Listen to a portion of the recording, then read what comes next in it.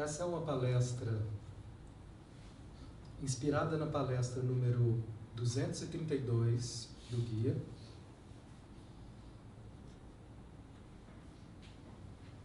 Valores existenciais versus valores aparentes. Autoidentificação. Eu trouxe esse título. O que vão pensar de mim se eu for eu mesmo?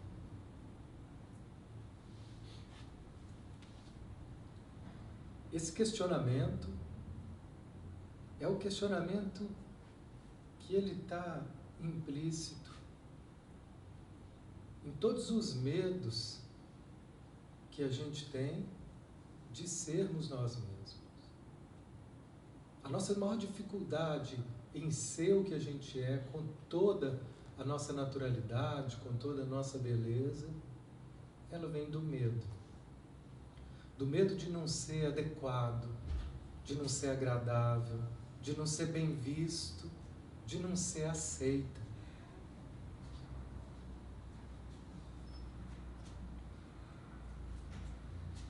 Esse medo começa muito cedo e de uma forma que não é nada racional.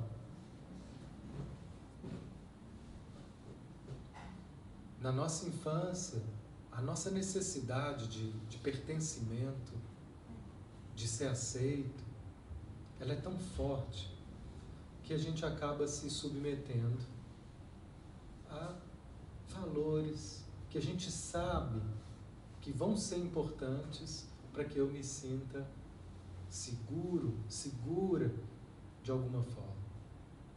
Isso vai se estendendo para a vida, mas realmente isso começa na infância. Quando você passar, você fecha as portas, por favor. Então, esse é o foco que o guia começa a destacar para nós.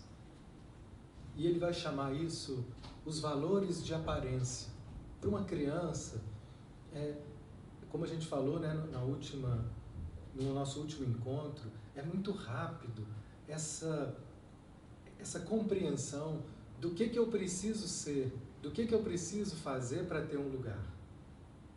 Isso não é consciente, mas é muito rápido.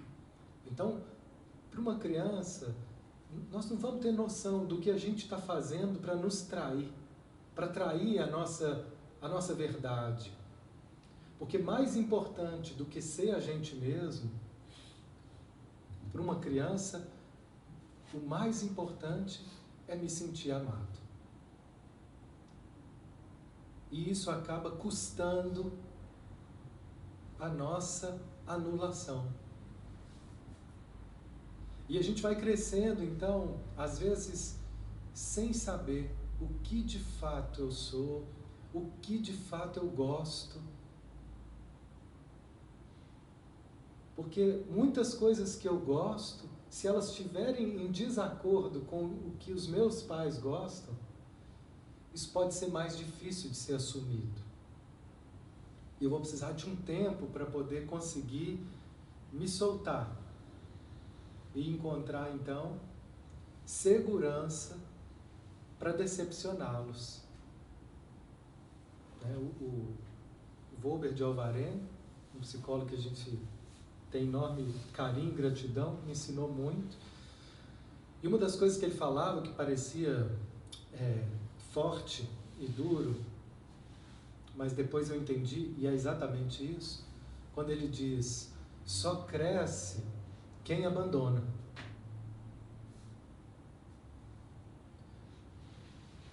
Esse abandonar parece estranho, mas não é um abandono físico que vem do desamor e da indiferença. Mas é esse abandono que Jesus falava, aquele que quiser me seguir, ele precisa deixar para trás pai e mãe. Ele precisa se desapegar de tudo aquilo que tem representado falsas verdades. Que às vezes eu estou vivendo sonhos que não são meus, são dos meus pais. E eu tenho como meus, eu adotei. Isso não é claro e nem consciente. Mas percebam por um momento, se o que vocês estão vivendo hoje, se tudo aquilo que hoje vocês têm como valor, se não é de alguma forma, se não tem em alguma dimensão uma necessidade de estar provando algo para os seus pais, ou para um dos seus pais. Isso pode ser na dimensão profissional, pode ser na dimensão afetiva.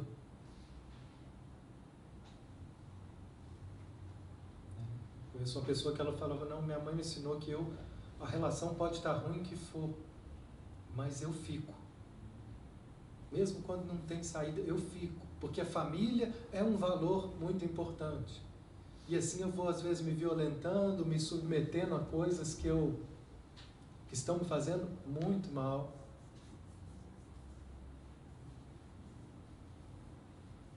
Mas isso não decepciona o ideal dos meus pais. E que eu tomei como meu, mas não sei se é meu. Pode ser meu se isso me faz sofrer? Não é da alma, né? Se for da alma, nós vamos estar sempre encontrando um caminho de encontrar conforto, de encontrar harmonização com o nosso destino. É claro que o que nos faz sofrer num relacionamento tem inúmeros sentidos, e também não existe um relacionamento que não tenha uma dimensão de desgaste, de atrito e de sofrimento. Então que a gente tenha cuidado com qualquer radicalização. Mas o que eu quero dizer é uma consciência maior para que a gente vá se apropriando do que realmente é a minha escolha. Esse texto vai falar um pouco disso, de como que a gente se distancia das nossas escolhas, dos nossos propósitos, como eu me vendo, como eu me traio para poder ser bem visto, para poder ser aceito. Eu lembro de uma pessoa, muito tempo que a gente trabalhou, e ele falava muito em terapia, eu já citei esse exemplo em alguma outra palestra, e ele dizia assim, eu não aguento mais meu pai. O meu pai fala que eu tenho que ser médico, que só o médico é que era o bom, que só tinha valor se eu fosse médico. E agora eu estou aqui na metade desse curso de medicina e eu não aguento mais. Só que eu não tenho coragem de decepcionar, eu sempre fiz o que meu pai queria, se ele falou que era isso, eu ia lá e fazia, eu atendia. Agora eu não aguento mais. Então ele foi ganhando segurança e coragem para enfrentar o pai dele. E chegou um dia, ele parou o pai, falei, pai, eu preciso conversar, preciso te falar a verdade. A verdade, pai, é que eu não quero mais ser médico. Esse é o seu sonho. Eu não quero mais ser médico. E aí o pai dele olhou, para surpresa dele, o pai dele olhou e falou assim, filho, eu achei que médico era a melhor coisa que você podia querer. Mas se você quer outra coisa, o que você quiser, eu vou te apoiar. Aí esse menino olhou, respirou e falou assim, ué, já que é assim, eu vou ser médico. Agora eu vou ser médico. Não, só para poder afirmar a minha verdade. Porque agora eu vou fazer por mim. Quem quer sou eu, não é meu pai. Ele precisava fazer isso para poder separar as coisas. E assim, dentro de ser médico, também tem uma enorme variação. Às vezes a gente vai imaginando uma coisa, mas chega na prática, a gente vai vendo que o que eu tenho aptidão é outra, que o que eu gosto é outra. E assim são os caminhos da vida. É no caminhar que a gente vai vendo qual é o nosso destino. Na faculdade eu tinha certeza que eu ia sair, voltar e ser um professor. E não foi o que aconteceu. Eu me desviei desse propósito que eu achava que era o ideal, os professores falavam isso comigo. Mas a vida foi me levando e eu fui me vendo, me deixar levar para outros lugares que me atraíam. E assim foi. E esse era o certo para mim. Né? E às vezes não é nada daquilo que a gente pensa. Isso tudo que eu vivi foi fazendo bases, foi criando. Né? E como é que a gente vai saber? Nós precisamos estar atento à nossa experiência, atento, aprender a ter atenção ao que eu sinto. E depois já de 15 anos de formado, eu comecei a pensar, acho que nem tinha tudo isso. Será que agora é hora de eu ir para o caminho acadêmico, fazer um mestrado, um doutorado? Afinal de contas, eu já tinha feito um trabalho de escutar dentro de mim um tema que eu queria trabalhar. E chegou numa hora, eu tive muita dúvida, porque nessa mesma hora surgiu as palestras do Gui e o trabalho do Petwork. Eu já estava fazendo as palestras por minha conta, lendo, estudando há uns 5 anos, mas surgiu a possibilidade de fazer a formação. E a dúvida se eu fazia uma formação, que é uma formação que tem um custo, que exige uma dedicação, que para mim não dava para fazer isso junto com um trabalho acadêmico, um mestrado, que também vai exigir um custo, e dedicação, e leitura. Eu tinha que fazer uma escolha. A gente tem sempre que escolher. A gente está sempre escolhendo. Consciente ou inconscientemente, nós estamos escolhendo. E eu fui lá então ver a apresentação e saber como era. E no dia que foi a apresentação do que seria essa formação, quando eles começaram a falar, eu comecei a ver, eu era um observador do que acontecia comigo. Meu corpo começou a tremer e eu comecei a chorar. Um choro assim que eu não conseguia controlar. E eu lembro que eu peguei uma velinha para acender, eu não conseguia acender a vela. Tamanho meu descontrole motor de tanto que eu chorava. Precisei de ajuda. E ali naquele momento eu escutei algo dentro de mim que dizia: o que mais você precisa ouvir para saber que é esse o seu caminho? O que poderia ser mais forte do que aquele sentimento?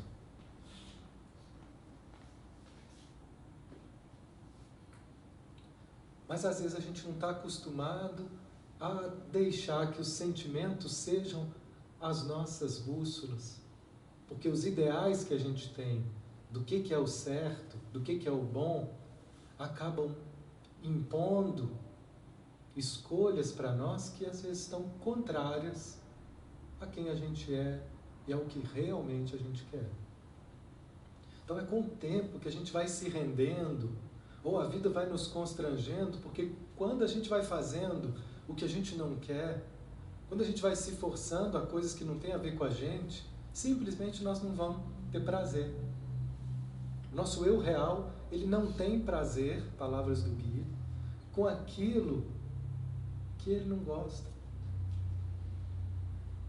Eu não vou dar conta. E aí eu posso até fazer para poder parecer bom, parecer interessante, mas isso vai estar sempre sendo envolvido com uma insatisfação, uma tensão.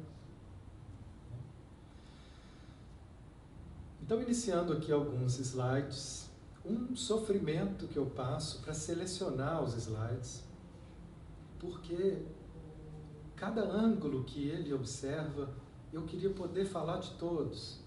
E um dia eu ainda vou aprender a me contentar com o que é possível, mas ainda não foi possível. A primeira coisa que ele diz: a maioria dos seres humanos opera no nível dos valores de aparência.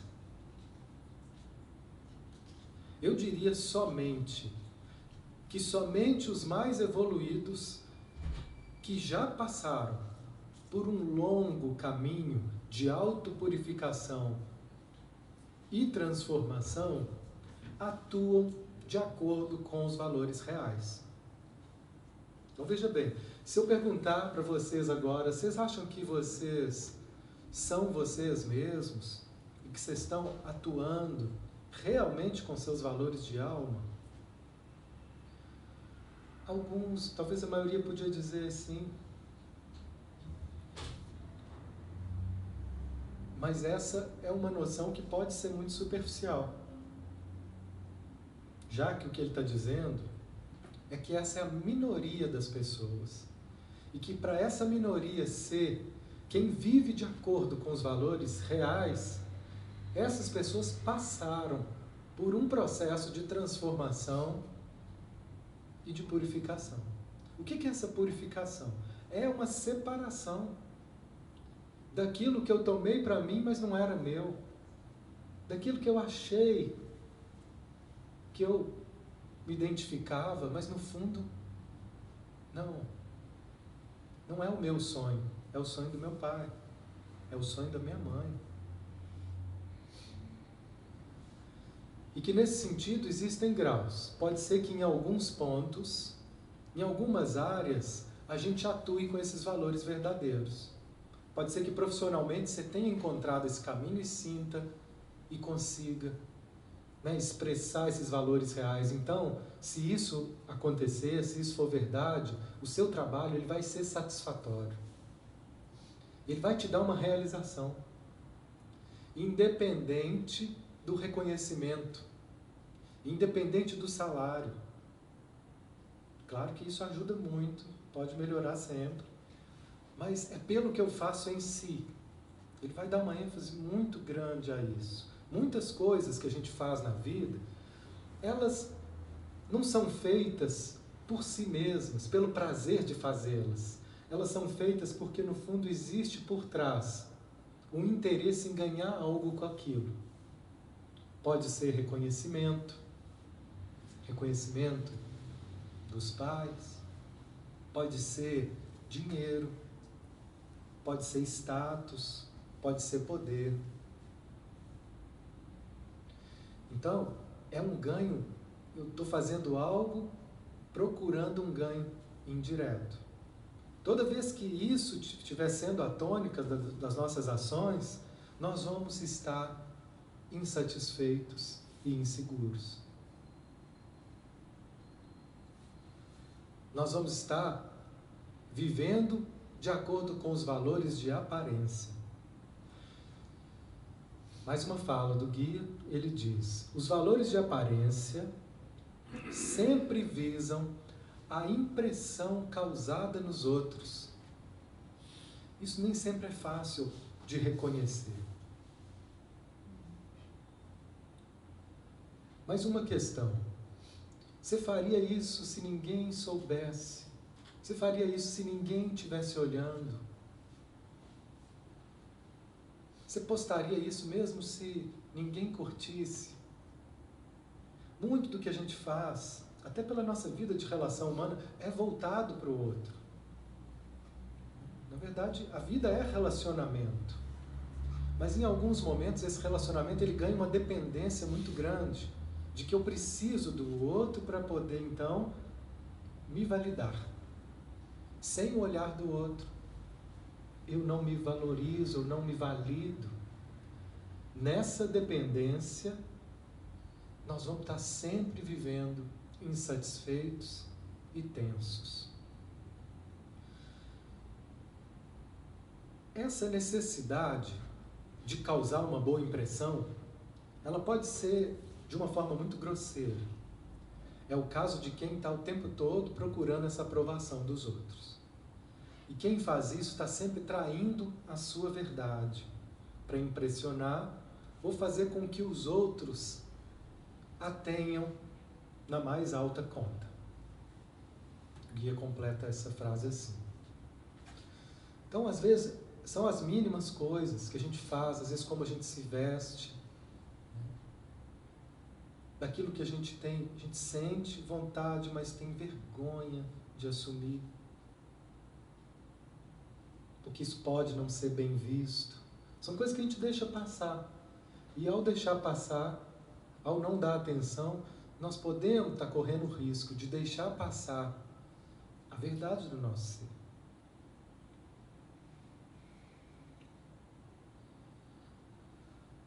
o foco interior, mais uma frase, é sutilmente.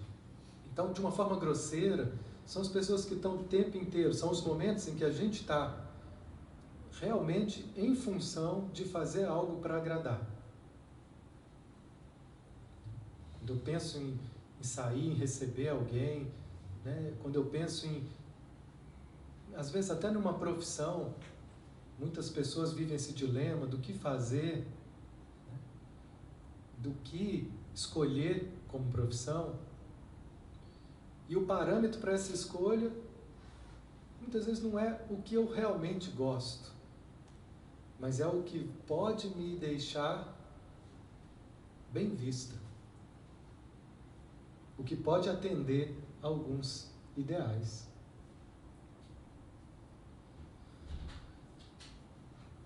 Mas, em alguns momentos, essa traição, ela é sutil.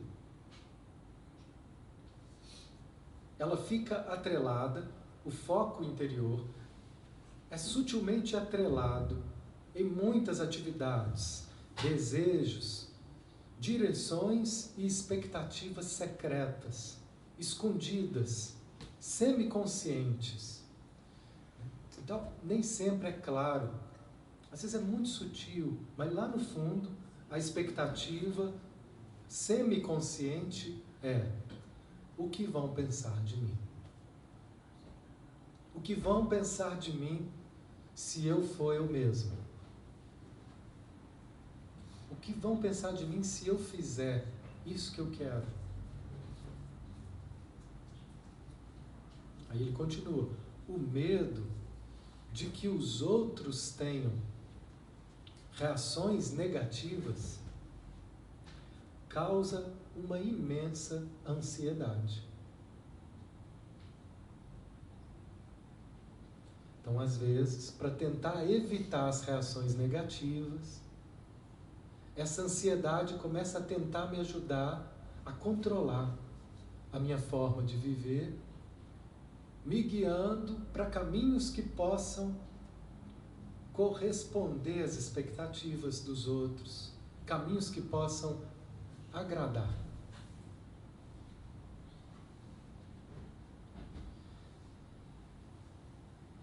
E aí o que ele diz é que às vezes a gente consegue, mas mesmo quando a gente consegue agradar, isso tem uma duração curta,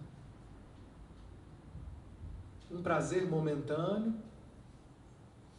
mas que já começa a vir ansiedade de novo, né? Porque se a roupa que eu vesti ontem eu recebi elogio, amanhã vou ter que pensar outra, né? Se a postagem que eu fiz hoje recebeu curtidas, será que a próxima também? Então nós vamos estar o tempo todo voltados para essa preocupação. Viver assim é viver o tempo todo com medo. E esse medo cria tensão. E essas tensões, elas impedem, bloqueiam o fluxo de energia da nossa natureza, da nossa espontaneidade.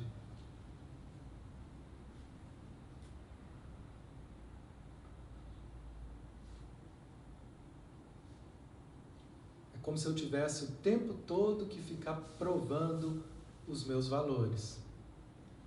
Enquanto domino os valores de aparência, por dentro a autoestima é constantemente corroída. Então esse é o centro dessa palestra. Enquanto a gente estiver preocupado em ser bem visto, nós vamos estar inseguros.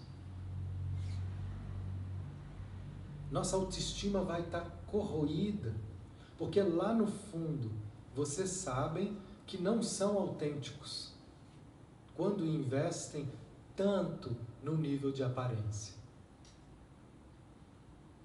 Vocês não conseguem se conectar, quando eu estou tão preocupado em parecer ser, eu não consigo me conectar com a minha alma, com o meu eu superior. Pois vocês sabem que apenas aparentam doar, agindo com segundas intenções. Em função de alguma coisa que vocês querem obter, por orgulho ou vaidade, bem no fundo, vocês duvidam de si próprios. Então, ele está questionando aí até isso que às vezes a gente quer acreditar, que eu estou ajudando, que eu estou fazendo bem, que eu estou sendo bonzinho, que eu estou agradando. Ele está dizendo até isso, por trás disso, pode estar existindo uma manipulação. Um rapaz uma vez me contou de uma namorada que eles estavam tentando reatar e ela falou, olha, eu estou com um problema enorme aqui. E eles já não estavam sem falar, eles já estavam sem falar e estavam chegando à conclusão que não estava dando certo. Ele tentando reatar e ela não estava dando muita bola, mas aí ela viveu um aperto. Quando ela viveu um aperto, ela falou, olha, estou precisando de ajuda, estou com um problema aqui, meu cachorrinho, não sei, ele está passando mal. E esse cara então parou tudo e foi por conta de socorrer, de levar o cachorrinho lá, pagou, olhou tudo, fez tudo que precisava, gastou o dia ali. E isso parece uma atitude afetuosa, genuína. E a partir daí eles foram se reaproximando, mas na primeira oportunidade que ele teve, ele foi dizer para ela, hoje eu preciso de você. Só que ele não precisava não, ele só queria usar aquela carta, já que eu fiz para você aquele dia, hoje eu queria que você fizesse isso aqui. Que você ficasse ao meu dispor. Só que essa moça não foi. Foi o suficiente, então, para que viesse à tona toda a raiva, toda a dor, todo o ódio. Ou seja, aquilo era uma moeda de troca. Ainda não era genuíno. Eu faço, mas eu estou com uma expectativa por trás disso. E assim, sem perceber, nós vamos criando esses compromissos com as exigências, com as cobranças.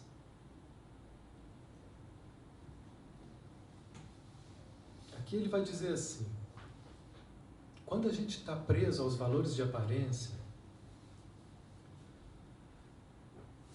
e a gente é criticado, julgado, nós vamos nos sentir totalmente arrasados. Quando eu estou preso a essa necessidade de provar para o outro o meu valor, e vem uma crítica, ela é insuportável.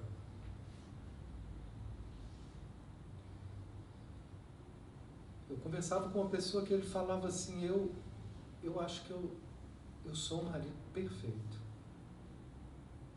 Ele realmente, assim, impressionante. Tanto de coisa que ele fazia, pela esposa, pela casa, por tudo. Eu não vou nem falar muito não, porque se minha esposa ouvir, ela... É muito que ele faz. Além de todo o trabalho, é muito empenho que ele fazia em casa. Mas isso custava uma tensão muito grande para ele. Mas parecia ser o normal. Até que no momento, ele começou a perceber que em algumas situações ele tinha crises explosivas.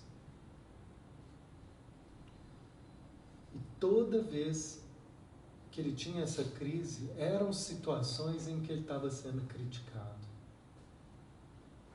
E aí ele explodia. Porque ele vivia tão tenso, achando que ele fazia tudo. E esse era o preço. Eu vou ser perfeito para você. Mas o preço é, eu não aceito crítica. Eu não aceito cobrança. Que eu já faço isso para não ser cobrado. Para ser perfeito para você. Então, se eu faço tudo isso e você vem e me critica, para quem está preso, então, nessa necessidade de aparência, isso vai promover um estrago. E algumas pessoas podem ter crises agressivas, outros podem se fechar em mágoas profundas de que não estão sendo reconhecidos. Né? Então, o meu valor está atrelado aos olhos dos outros. A minha autoestima está atrelada aos olhos dos outros. E quando eu não estou preso, pode ser que às vezes doa críticas, pode ser que às vezes cheguem pessoas que falem conosco algumas palavras que são pesadas, né? Que são assim desrespeitosas, ou que sejam atitudes de desconsideração mesmo. Isso vai doer. E é humano que doa. Só não vai me arrasar. Só não vai acabar comigo. Quando acaba, esse é um parâmetro, quando isso acaba conosco, a ponto de eu entrar em crises, a ponto de eu ter momentos de agressividade, a ponto daquilo ficar me consumindo, é sinal de que eu estou aqui preso a esses valores de aparência.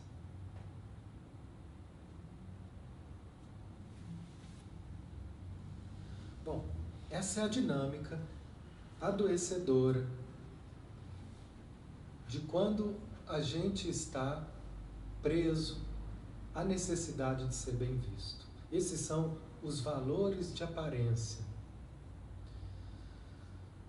Às vezes, nós vamos precisar de mais tempo para poder perceber se o que eu estou fazendo está servindo ao ser, à alma, ou está servindo a essa necessidade de parecer importante, de parecer bem visto.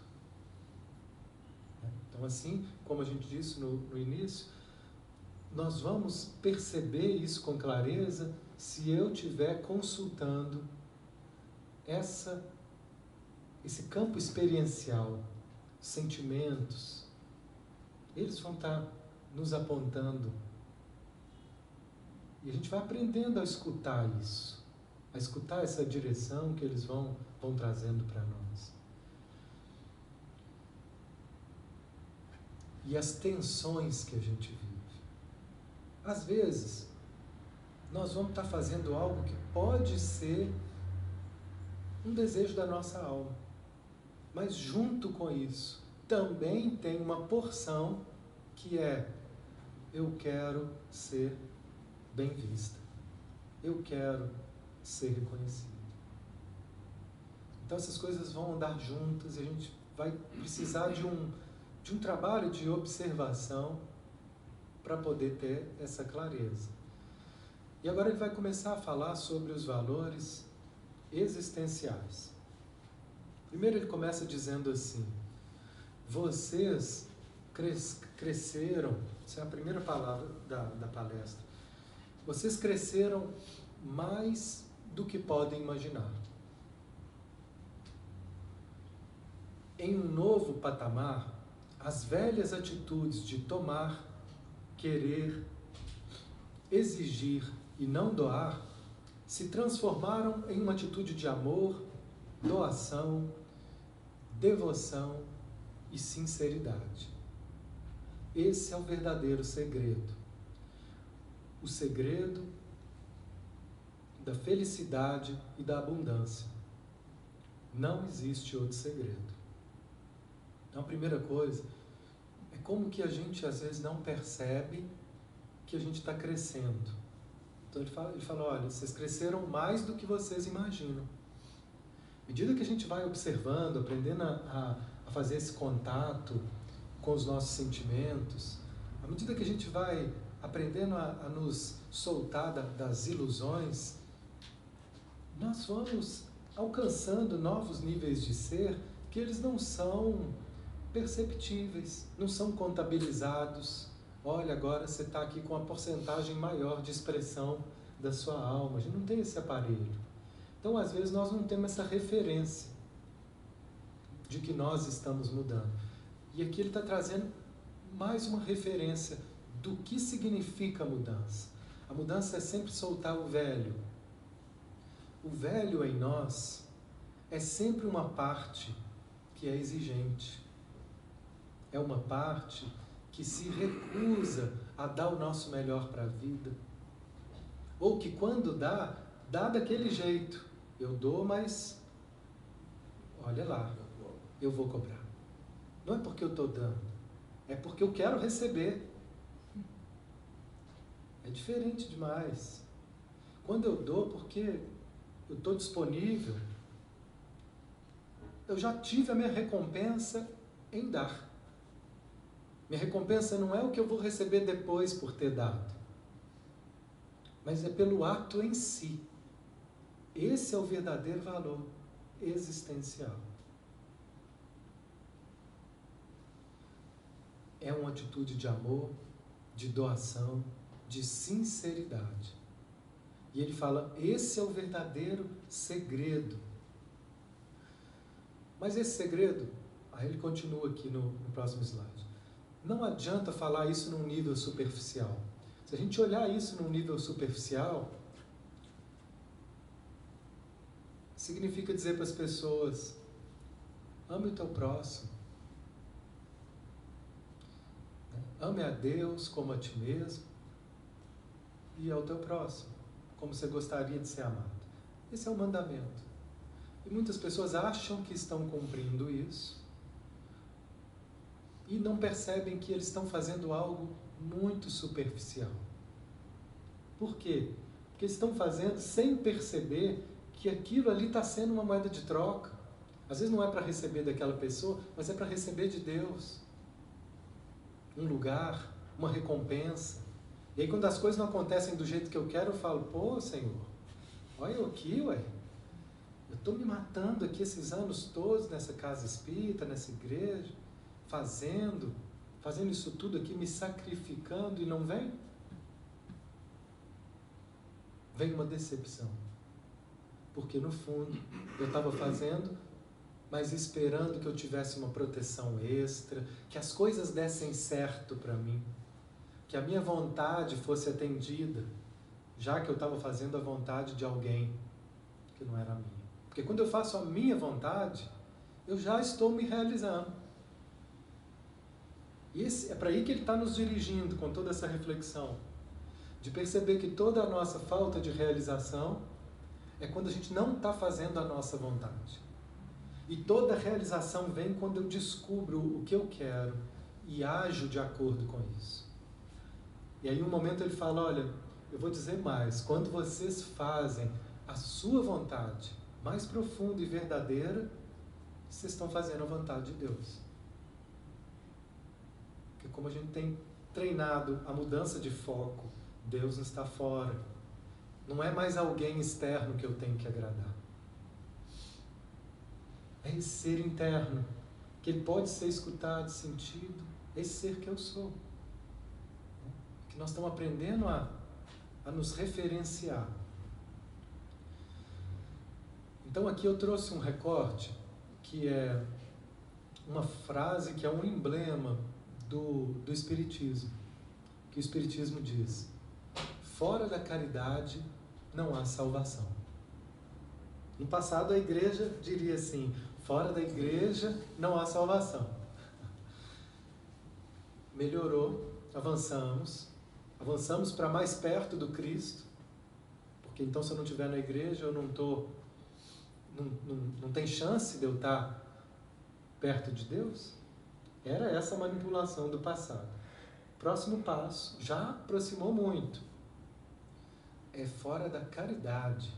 Então, ou seja, para que eu possa estar em paz, para que eu possa sentir que a salvação está viva em mim, eu preciso estar dentro da expressão. Minha vida precisa ser uma expressão de caridade. Caridade é fazer com o coração. Isso é que é caridade. Fazer com o coração. Fazer o quê? O que quer que seja. Então esse foi o lema do Espiritismo, que foi trazido no Evangelho segundo o Espiritismo em 1860. Uma palavra que veio de um espírito que se identificou como Paulo, o apóstolo, dizendo: nada traduz com mais exatidão o pensamento de Jesus. Nada resume tão bem os deveres do homem como essa máxima de ordem divina. Fora da caridade não há salvação. E assim muitos foram. Já que é assim, deixa eu fazer trabalho voluntário. Beleza, melhor do que estar no bar bebendo, melhor do que estar vendo novela das 8, muito melhor do que muita coisa. Mas ainda assim pode ser superficial. Quando eu quero fazer caridade para atender algo que não está ligado ao meu coração. Para que eu quero fazer caridade quando eu falo que eu quero? Eu quero colaborar. Para quê? Para que eu quero? Nós vamos precisar estar fazendo essas perguntas para ter cada vez mais certeza. De onde que vem esse desejo? De onde que vem essa motivação? Se ela vier de um lugar verdadeiro, isso vai me dar alegria. Vai me dar realização. Senão, nós estamos cansados de ver pessoas que estão em trabalhos de caridade tensas, pesadas, exigentes, duras, sem paz. Sem paz. Fazendo por fazer ou fazendo para obter outras coisas. Que não é fazendo pelo sentir o significado profundo daquilo que está sendo feito.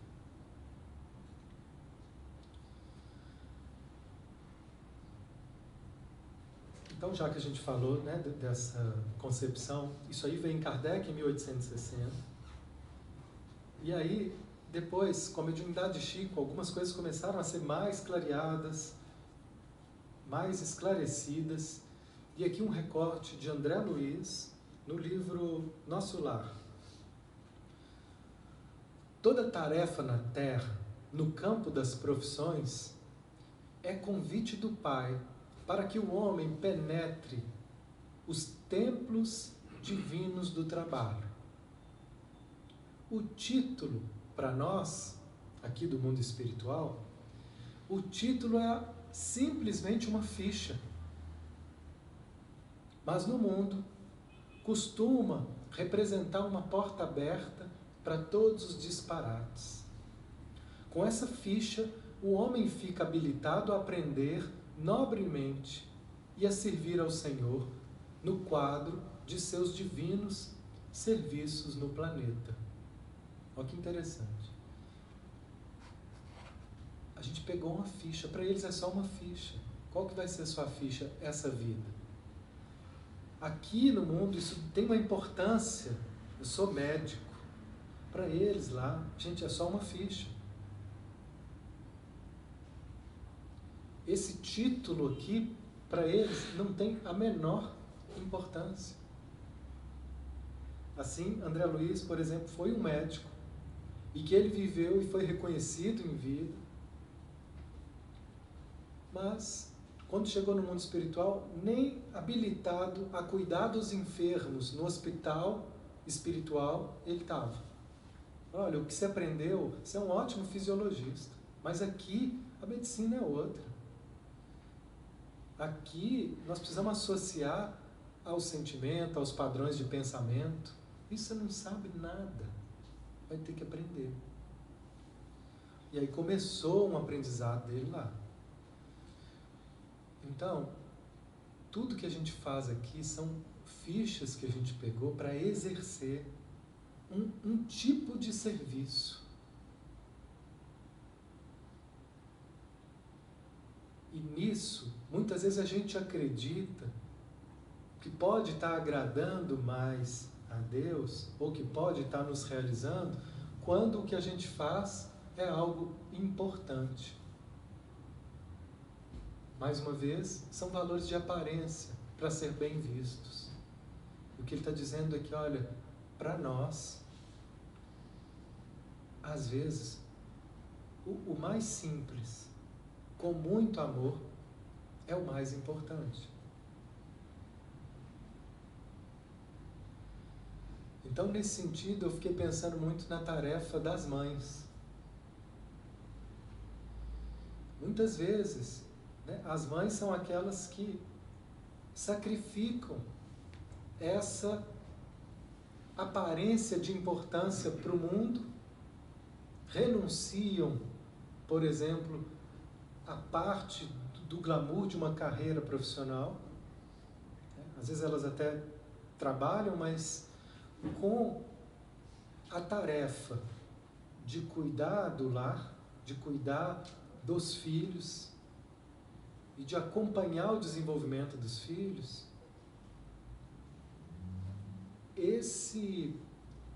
Essa aparência profissional, né, esse desenvolvimento profissional pode ser bastante sacrificado. E esse trabalho que é feito no lar, isso não é visto, isso não é reconhecido, isso não recebe curtidas, não tem diplomas, né? Eu gosto uma professora de constelação familiar, toda vez que ela vai se apresentar, uma alemã, a Marlis, toda vez que ela vai se apresentar para poder vir trazer uma formação, um workshop, aí no currículo dela ela fala, né, sou Marlis, mãe de 4 filhos. A primeira coisa do currículo dela é isso, depois é que ela vai falando das questões profissionais. Mas geralmente, ninguém quer saber disso não. Mas essa é uma tarefa divina, importante. Essa é uma ficha que algumas pessoas pegaram, mas nem sempre elas têm o devido valor, porque elas não aparentam aos olhos do mundo glamour e reconhecimento. Mas aqui, né, André Luiz está nos dizendo, gente, para os valores do Espírito, isso é de uma nobreza. Você conseguir oferecer, naquela missão sagrada de conduzir seus filhos, oferecer o seu melhor ali. Espiritualmente, isso é de um valor que aos olhos do mundo ainda não tem a devida importância. Tanto é que, quando o André Luiz chega no mundo espiritual, depois dele passar pela zona de sofrimento, e começa a ser acolhido no hospital, né, no nosso lar, aí ele fala, cadê minha mãe? Saudades dela. Aí ele fala que eu sou... Deixa eu te explicar. A sua mãe, ela, mas é muitos andares acima, andares vibratórios, gente.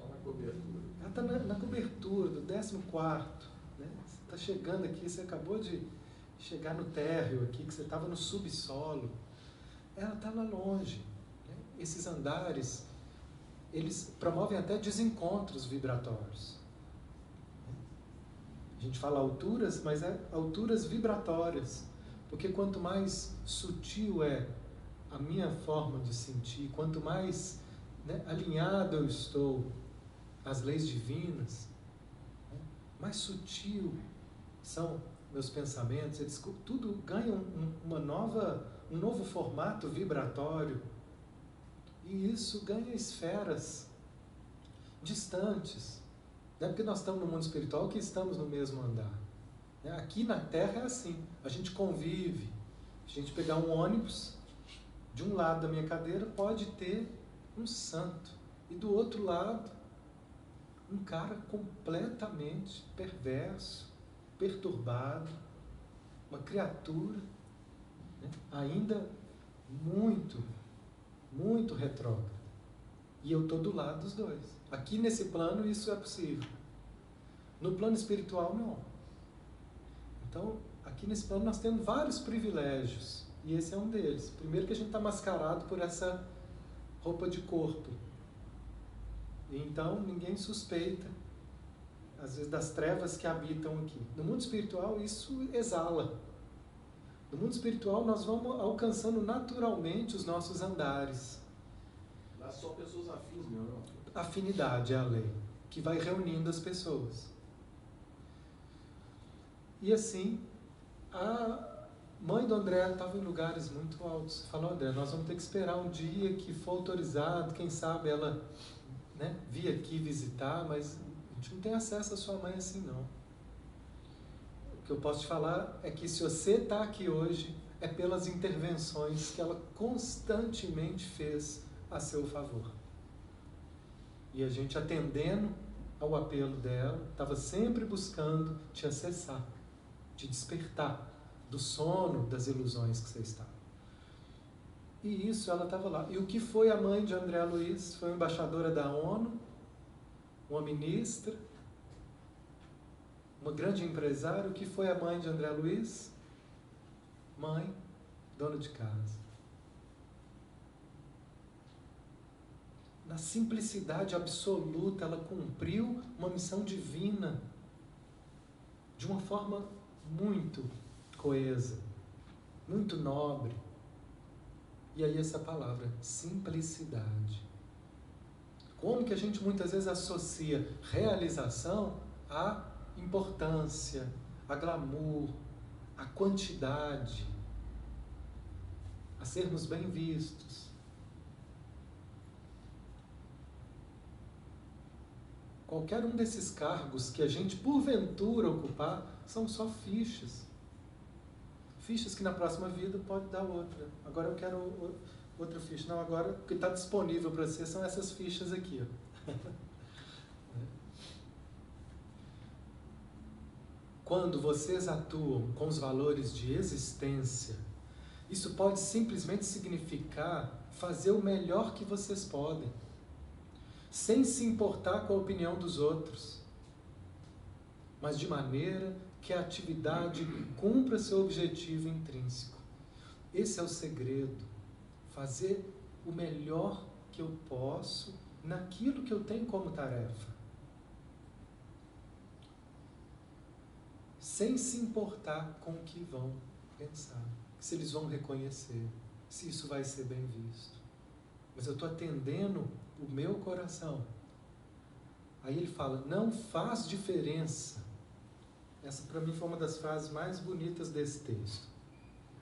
Não faz diferença se se trata de uma importante contribuição humanitária, uma obra de arte, um projeto científico, ou a mais insignificante tarefa diária. No final das contas, o importante é fazer cada tarefa diária no espírito de existência. E aí é que às vezes eu ficava intrigado de ver pessoas, por exemplo, da estatura de um Chico Xavier. O Chico Xavier é de uma grandeza espiritual, de uma nobreza, com uma capacidade psíquica de estar fazendo tantas coisas. E ele ficava ali 8 horas por dia, fazendo o trabalho no serviço público, obedecendo a hierarquia do serviço público. Tudo isso foi um treinamento, até aposentar.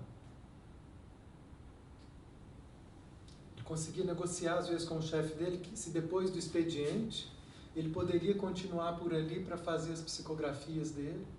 Quando ele trabalhou, então, na fazenda em Pedro Leopoldo, isso foi permitido.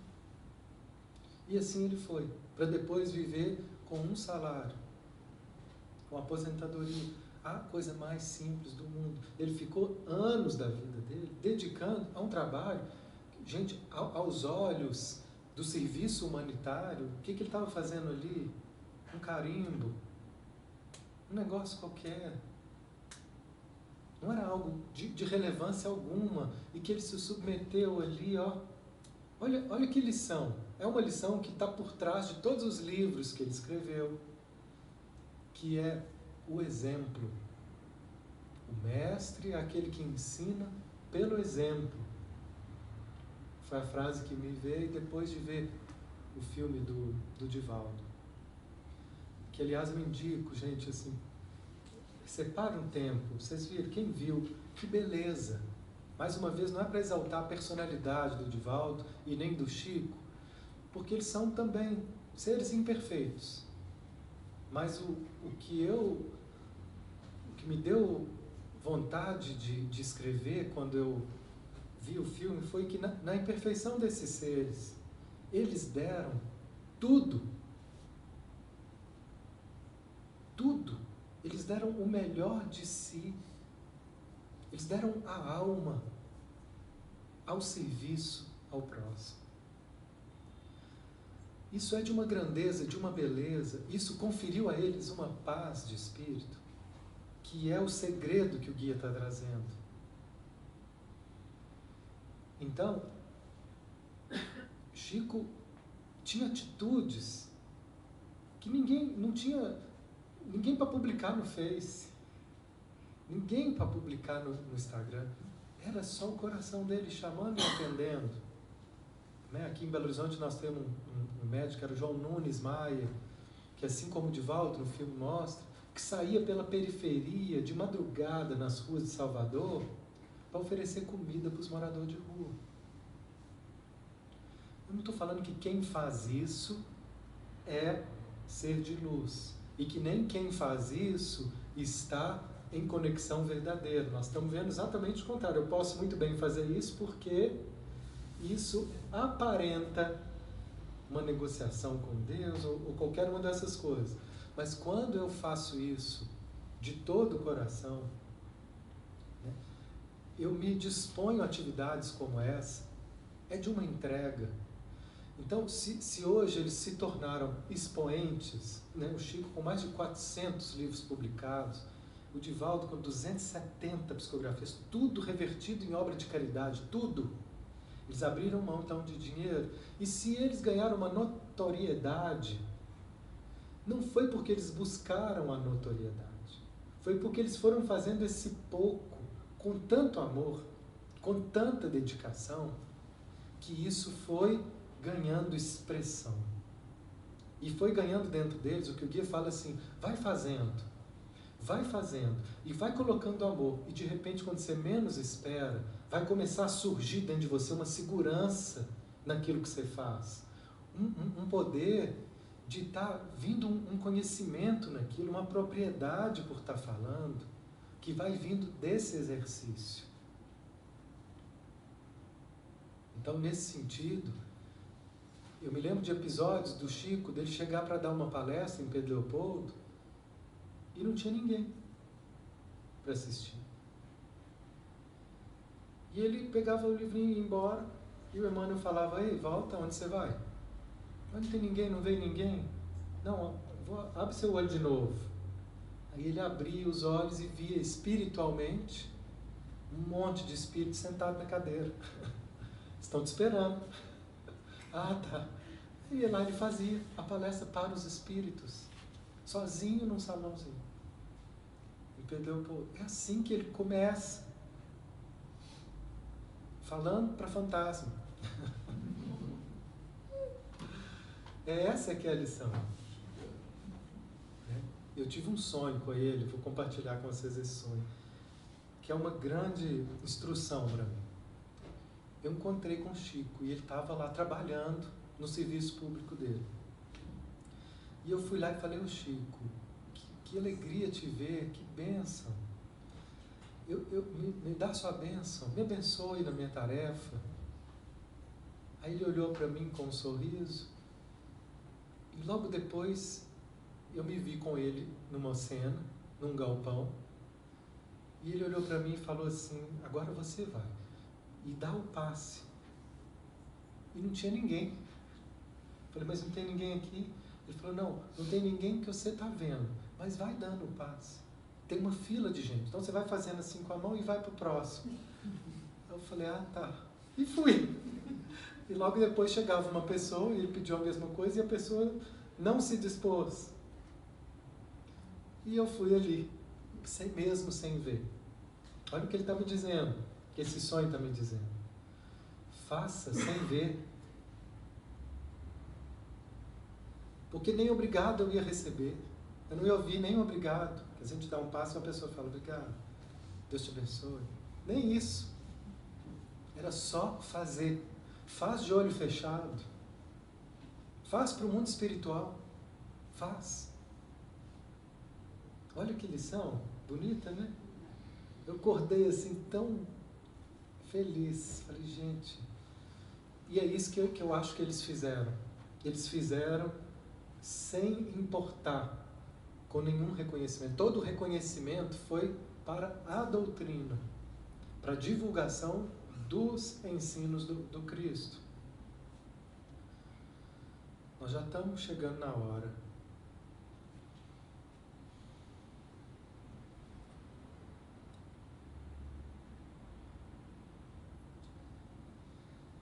E aí eu tenho mais 2 slides e a gente encerra, tá? Esse é um, do guia. Que ilusão!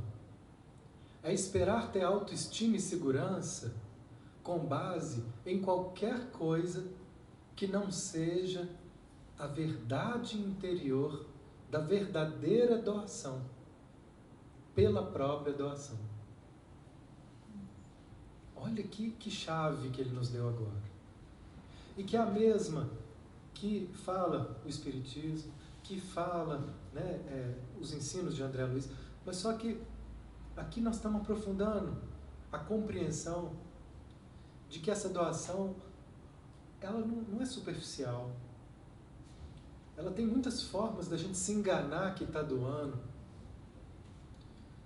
Quando essa doação estiver acontecendo do coração, daí vai vir sua autoestima. Daí vai vir uma capacidade de você... O que é autoestima? É uma capacidade de você se amar, de você honrar a sua vida, de honrar a sua tarefa e dizer, eu sou importante na tarefa que eu faço. Mesmo que ninguém me diga, eu estou oferecendo a minha colaboração à vida e com orgulho disso, com confiança. Né? O orgulho bom, qual que é o orgulho bom? Se a gente pode falar assim. O orgulho bom, sabe o que é? Auto-amor. É eu honrar. Né? Eu honrar o que eu estou fazendo, a minha tarefa, o meu serviço. Mesmo que ninguém me dê crédito, que ninguém me dê curtidas. Eu me curto de estar fazendo isso. Eu me dou likes. Ai, que bom, hoje eu fiz. Às vezes é isso, é uma conversa com o filho.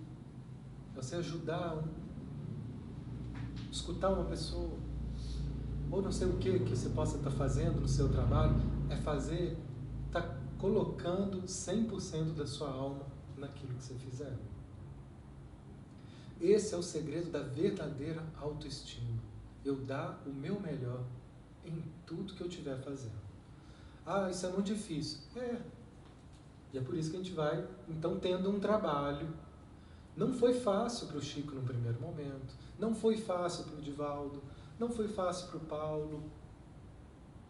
Para os apóstolos. Não foi para nenhum.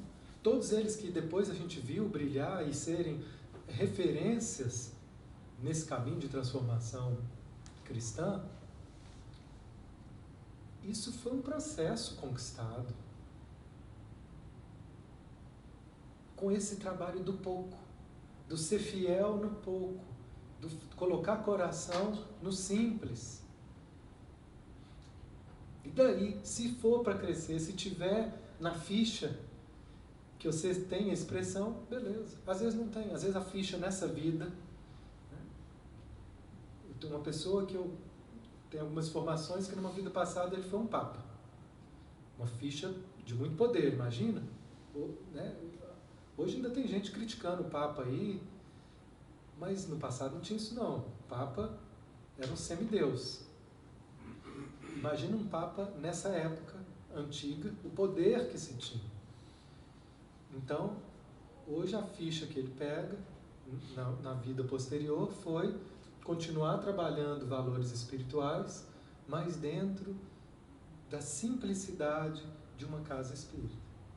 Então, se antes ele tinha acesso a multidões, ali foi de uma forma reduzida. Era esse o exercício, se manter no pouco, se manter no simples, mas colocar todo o amor ali.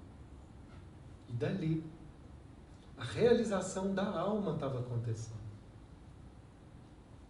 não da matéria. E a gente encerra aqui com esse slide, que para mim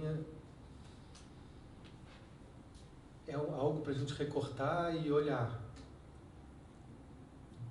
De sempre em sempre.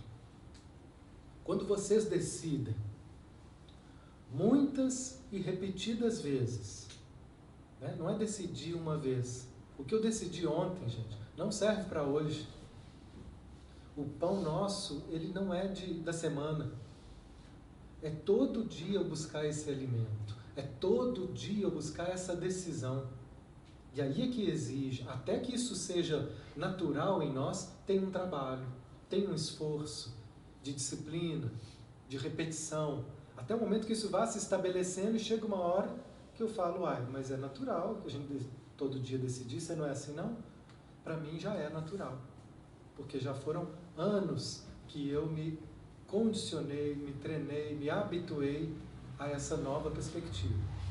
Quando vocês decidem muitas e repetidas vezes, todos os dias e todas as horas, em todas as atividades, dar verdadeiramente o melhor de si mesmos, sejam ou não admirados por isso, sejam ou não reconhecidos, mas em nome da pura sinceridade, autenticidade, beleza e amor de Deus, amor por si mesmos, amor pela vida, então, pouco a pouco, quase como se fosse um subproduto, surge um conhecimento profundo, interior, seguro e intuitivo, sobre as questões e os assuntos que antes eram motivo de incerteza, que levavam à defesa da incerteza,